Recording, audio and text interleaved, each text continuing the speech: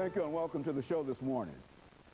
The topic this morning is the Narco states of West Africa, and we're fortunate to have with us Dr. LMadu1 to talk about the states in West Africa that are heavily involved in international drug movements. And of course, Dr. LMadu1, let me welcome you to the show this morning. Thank you. And to tell you again how delighted we are to have you here. And of course, you've been with us on many, many occasions. And as a matter of fact, we might consider you our resident African scholar, giving us that kind of information in reference to Africa. Yeah, but I think, Dr. LMadu1, the topic that we're dealing with today is a very, very unusual topic. And I think that in a real sense, it's a very, very informative kind of topic in terms of what is going on in the world of drugs today. And our topic, of course, is the narco states of West Africa.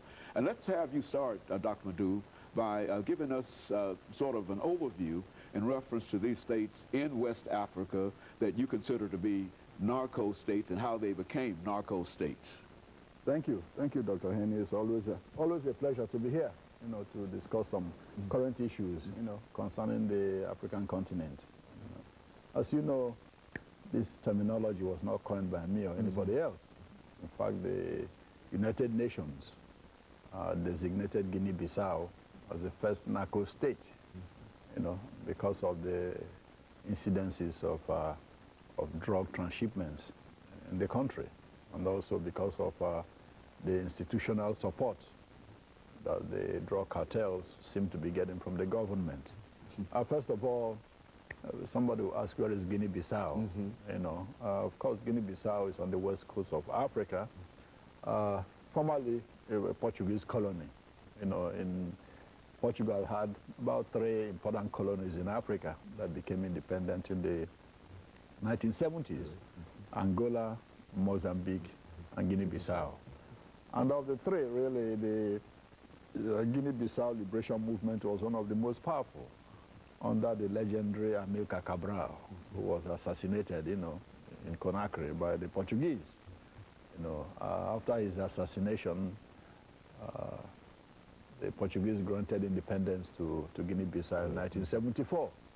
His brother, Louis Cabral, became president, but he was overthrown in 1980 by General João Bernardo Vieira.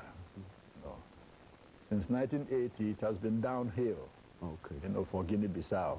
This once promising revolutionary state, that Cabral had clearly articulated, became, a backwater of all sorts. It's a country of about 1.8 million people, with the capital in Bissau and several other islands. Initially, the liberation movement, combined Guinea-Bissau on the mainland with Cape Verde, an island of Cape Verde. That was why the liberation organization was called the Party for the Independence of Guinea-Bissau and Cape Verde Islands. But when Portugal granted them independence in '74, the leader of the Cape Verdean movement, Aristides Pereira, decided that Cape Verde wanted to be its own independent country, separate from Guinea-Bissau.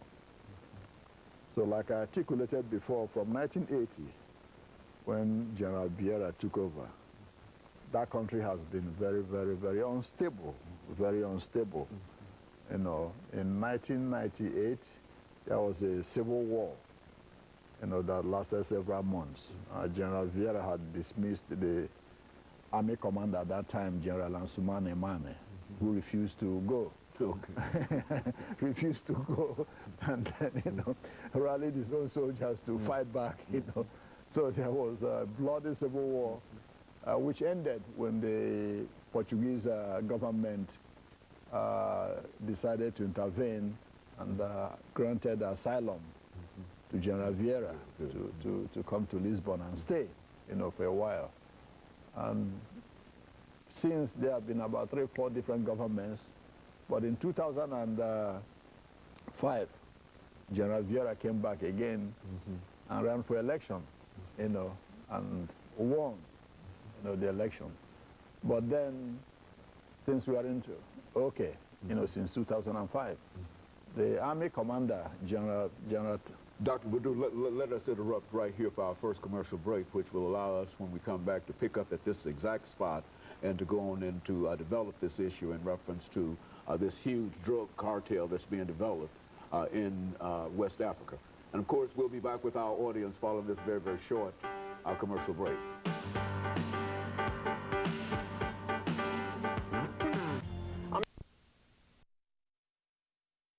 The topic is the Narco